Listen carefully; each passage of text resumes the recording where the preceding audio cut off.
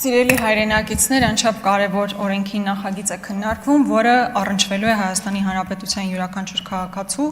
բայց պետք է ցավով արձանագրեմ, որ միակ բառը, որ կարող է բնորոշել այս ամբողջ քննարկումներին, անորոշություն բառն է։ Անորոշություն Հայաստանի Հանրապետության քաղաքացիների մասով, որովհետև իրենք չգիտեն մեկ ամիս հետո հունվարի 1-ից ինչ տիպի ծառայություններ կարող են ստանալ։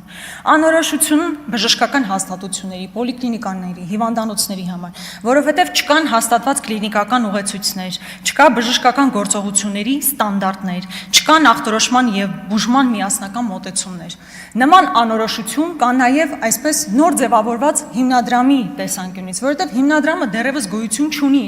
Ձևավորվելու է մի մեծ խոշոր հիմնադրամ, որ վերահսկելու է այս ամբողջ գործընթացը, բայց այդ հիմնադրամը դեռ չկա։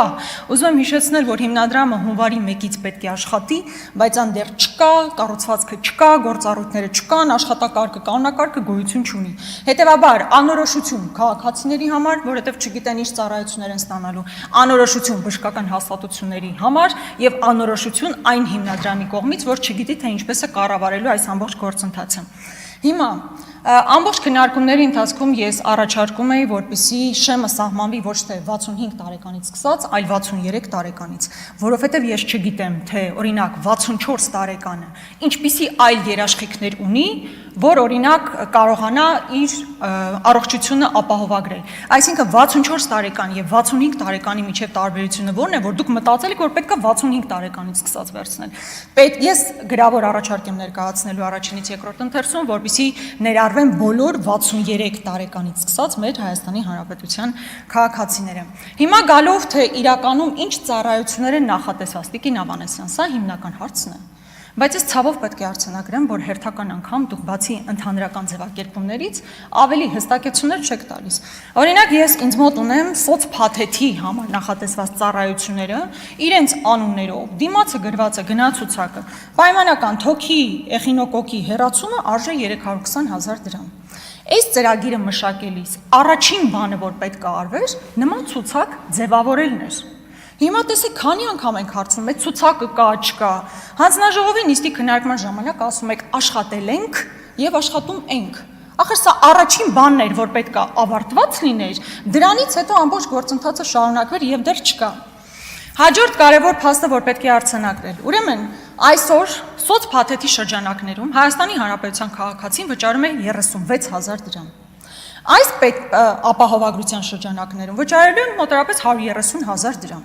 Հիմա ես որպես ազգային ժողովի պատգամավոր պարտավոր եմ, չէ՞, վերցնել այս ցանկը,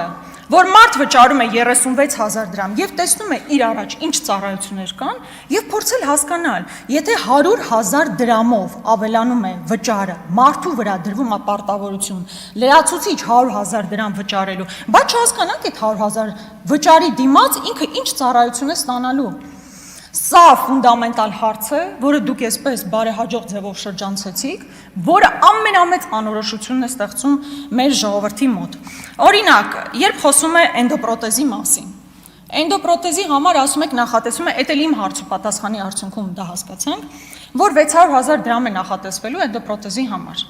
Տիկին Ավանեսյան, որակյալ բան ստանալու համար, այսինքն որակյալ էնդոպրոթեզ ունենալու համար, առնվազն պետք է 1 միլիոն։ Հիմա ուզում եմ հասկանալ, երբ որ ասում եք ժողովուրդ ջան գնացեք, հանգիստ է ծառայություններից օգտվեք, ակնհայտ է, չէ, որ լրացուցիչ շատ խոշոր բեռ դրվելու է Հայաստանի Հանրապետության քաղաքացիների վրա, չնայած նրան, որ ասում եք մենք ամեն ձև փայլուն անելու ենք դա։ Հաջորդ խնդիրը, որ ուզում եմ արձանագրել, հերթական անգամ հիմնադրամների խնդիրն է։ Սիրելի հայրենակիցներ, այն կառավարությունը, որը հիմնադրել էր անիվ հիմնադրամը եւ որը բարեհաջող կերպով փոշիացրել է 25 միլիարդ դրամ, հիմա եկել ազգային ժողովի պատգամավորներին ասում է հաստատեք այդ օրենքի նախագիծը, որով 225 միլիարդ տրվելու է առանձին հիմնադրամի, որը մոնոպոլ դիրք է ունենալու։ Հիմնադրամ, որը դեռևս գոյություն չունի։ Մենք չգիտենք ով է կառավարելու, ինչ կանոնադրությամբ է կառավարելու, որևէ բան հայտնի չի մի հիմնադրամի մասին, որին տրվելու է 225 միլիարդ դրամ։ Պատկերացնում եք այս ամբողջ աբսուրդը, եթե դուք պետքա հիմնադրամը ձևավորեիք օրենքի նախագիծ ընդունումից հետո, Տիկին Ավանեսյան, 2 ամիս առաջ բերեիք։ 3 ամիս առաջ բերեիք, հիմնադրամը ձևավորվեր եւ հետո հունվարի 1-ից կարողանայիք նորմալ սպասարկում իրականացնել։ Դա էլ չեք արել։ Հաջորդը պոլիկլինիկաների եւ առաջնային օղակի ծանրաբեռնվածության հարցն է։ Տիկին Ավանեսյան, ես խոսել եմ տարբեր պոլիկլինիկաների աշխատողների հետ եւ միարժեքորեն ասում են, որ իրանք չգիտեն իրենց ինչա սպասվում։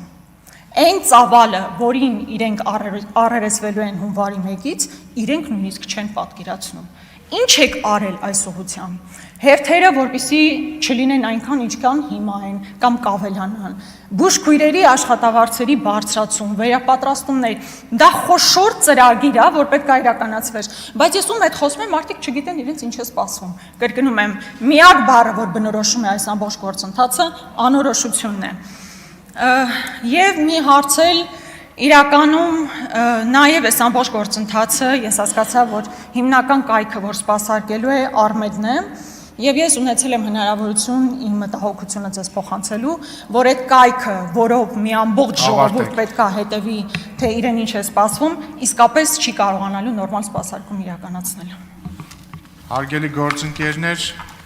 հաջորդը ելույթ կունենա Արման Եղոյան